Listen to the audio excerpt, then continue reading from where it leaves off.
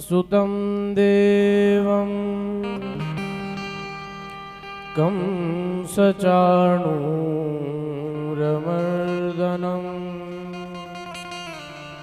देवकी परमानन्दं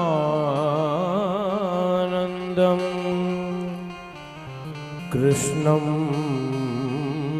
वन्दे जगद्गुरुं प्रपन्नपारिजाताय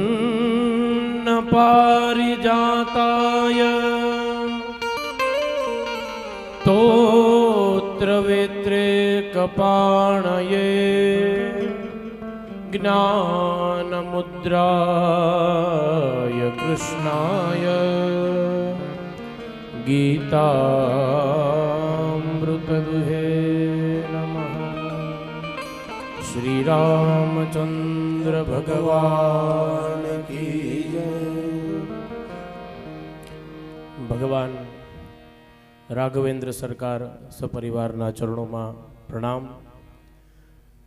आ दिव्य आयोजन श्री रामकृष्ण नॉलेज फाउंडेशन द्वारा आयोजित अने एमना मुख्य प्रेरणा स्त्रोत आपड़ा सौना वडील अने वहाला गोविंद काका एमने पण खूब खूब प्रणाम करिए केम के वडील ज छे आपड़ा, तो एमनी पासेथी घणी बधी प्रेरणाओ आपणने मळे छे।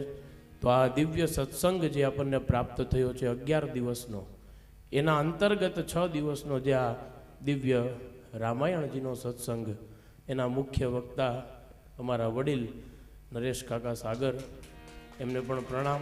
एमनी साथे जे संगीत में सेवा आपे छे ए बधाने प्रणाम। खूब प्रेम थी अने भाव थी आप सौ आ दिव्य सत्संगनो लाभ लेवा माटे पधार्या छो। आप सौने पण जय श्री कृष्ण, जय सिया राम। श्रवणं कीर्तनं विष्णोः स्मरणं पादसेवनम् अर्चनं वंदनं दास्यं सख्यमात्मनिवेदनम्।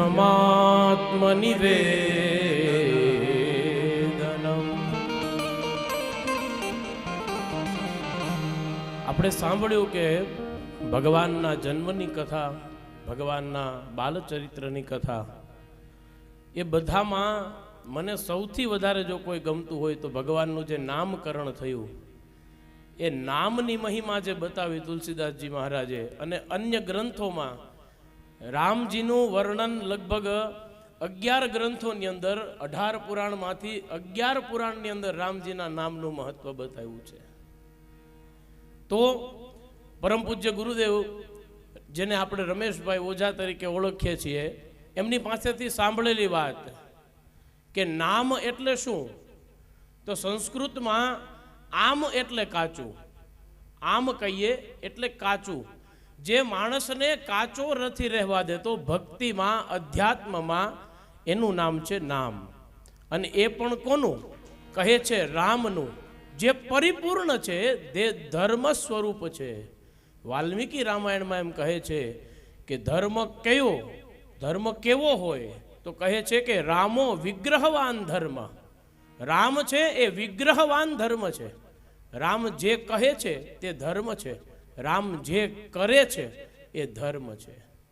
અત્યારે જે પિક્ચર ચાલે છે મહાવતાર નરસિંહ, તો એમાં પણ જ્યારે પિતાએ પ્રહલાદજીને પૂછ્યું કે બેટા શું શીખીને આવ્યો અને આ જગતમાં ખરેખર શું કામ લાગે, ત્યારે એણે એમ કીધું કે બીજું કાંઈ કામ ન લાગે, ભગવાન વિષ્ણુની ભક્તિ એ કરવું, એમનું નામ સ્મરણ કરવું, આવા સત્સંગ છે એ જ આપણા જીવનનું મુખ્ય આધાર છે। જો જીવનમાં ધર્મ નહીં હોય તો એ માણસ કેવો બને? પાપી બને। જેના જીવનની અંદર ધર્મ નથી તો એ માણસ કેવો બને? પાપી બને। અને જીવનમાં ધર્મ વધે તો બધું વધે, અને ધર્મ ઘટે તો બધું ઘટે। ધર્મ ઘટે તો ધન ઘટે, ધન ઘટે મન ઘટી જાય, મન ઘટે તો મહિમા ઘટે, અને ઘટત ઘટત ઘટી જાય। પણ જીવનમાં જો ધર્મ આવે તો પછી બધું વધે. ધર્મ વધે તો ધન વધે, અને ધન વધે મન વધી જાય, મન વધે મહિમા વધે, વધત વધત વધી જાય. મૂળ ધર્મને વધારવા માટે સેવાની પ્રવૃત્તિ તો કરવાની જ છે, પણ ભગવાનનું નામસ્મરણ છે, ભગવાનની કથા છે, એ મુખ્ય આધાર મારા ને તમારા માટે છે. હું બહુ ઘણા વર્ષોથી ગોવિંદ કાકાના પરિવાર સાથે પરિચિત છું, અને એક વાત ખાસ મેં માર્કિંગ કરી છે કે જે ગોવિંદ કાકાની સેજ પણ નજીક આવે ને એટલે એના હાથમાં બેરખો આવી જાય. ખબર પડી જાય કે ક્યાંક ને ક્યાંક ગોવિંદ કાકા સાથે જોડાયેલો વ્યક્તિ છે, હાથમાં બેરખો આવી જાય તરત.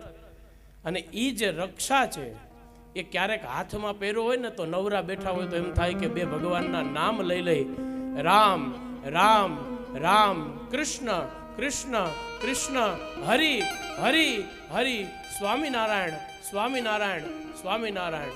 જ્યારે એ નામ સ્મરણ થાય છે ત્યારે એ પરમાત્માને ભક્તની રક્ષા કરવી જ પડે છે.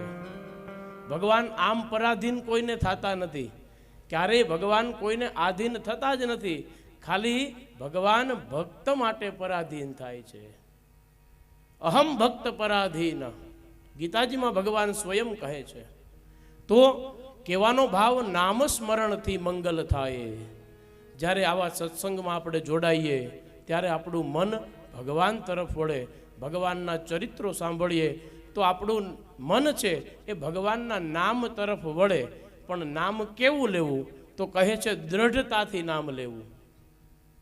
જરી કે ઢીલા પોચા મનથી જો માળા કરવા બેઠા તો એ તો ચોક્કસ છે કે હજી 2 પારા ફેરવો ને ત્યાં બગાસું આવે. બધાનો અનુભવ છે, આમાં કોઈ વ્યક્તિ બાકાત નથી. બરોબર જો તમે મૂડ બનાવો અને બરોબર માળા ફેરવવા માટે બેસો, હજી 5 પારા જાય ને ત્યાં તરત ઊંઘ આવવા માંડે, થાય ને, બગાસા આવવા માંડે, બીજા વિચાર આવવા માંડે. તો માત્ર ને માત્ર હાથમાં માળા રહી જાય એવું નથી કરવાનું, પણ નામ સ્મરણ કરતા કરતા એક એક ઇન્દ્રિયો શુદ્ધ થાય, એ એક એક ઇન્દ્રિયો ભગવાનના કામમાં લાગે. એવું કરીએ તો આપણું જીવન સાર્થક બને. મુખમ પવિત્રમ યદિ રામ નામમ, આ શરીરમાં આપેલી ભગવાને જે ઇન્દ્રિયો છે એમાં મુખની પવિત્રતા, એની સિદ્ધિ ત્યારે જ છે કે જ્યારે એ મુખ રામનું નામ બોલે. હૃદયમ પવિત્રમ યદિ બ્રહ્મ જ્ઞાનમ, જ્યારે મુખથી રામનું નામ લીધેલું હોય અને એ રામના ચરિત્ર જ્યારે હૃદયમાં આવે, એ બધી જગ્યાએ પ્રગટ ન થાય, ક્યાંક ક્યાંક જ પ્રગટ થાય.